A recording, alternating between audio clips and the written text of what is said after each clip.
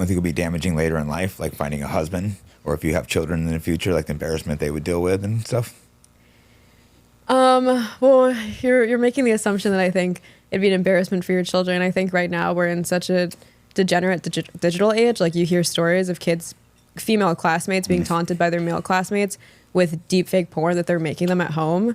And it's like, nobody's responsible for that, right? Like, kids are always going to like sexualize. For example, they're being taunted for it. That's the whole point. But if it's real, that what you've done, so you're going to admit your kids are going to be taunted. That doesn't bother you a little bit? I guess my point is they'd probably be taunted regardless. Like, with AI porn, you could literally be like, hey, look, I like fucked your mom last night, and show like a deep fake porn of my kid's friend could show like a deep fake porn video of me fucking them. You know what I mean? Like, that's where technology is headed. If it's real versus fake, there's a big difference.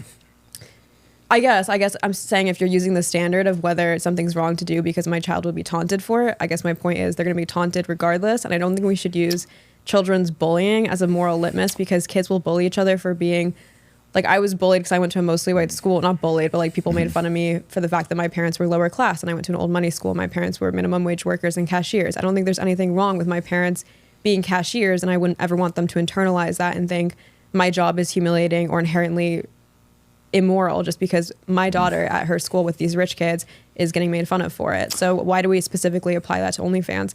I'm not saying it's exactly the same. There's an argument to be made there. I just don't know if the argument to be made there is because children are taunting each other for it. I think it's a lot worse for a male. I think for a man, the worst thing you can be is have your mom be a whore. So I think maybe it's different. Women don't. Is that really the worst thing? It's the worst possible thing for a man. If someone's mom was a whore, and if guys were like showing pictures of your mom like doing sex work, there's like nothing really more demeaning than that. So you better hope you have daughters. But then would you want your daughter seeing you that way?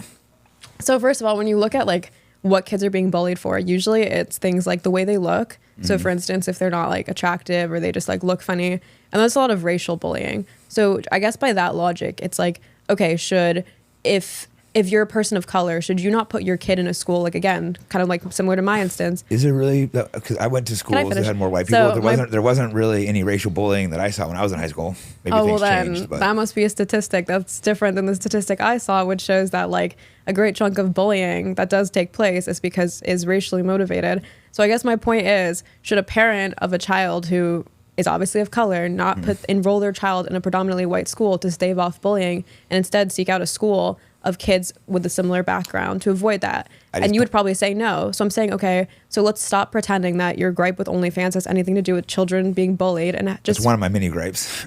It's not the cardinal gripe, but guys pretend it is because it makes it sound more morally virtuous if they could pretend they're doing this. If they could pretend they're anti-OnlyFans because it's in the best interest of the kids, when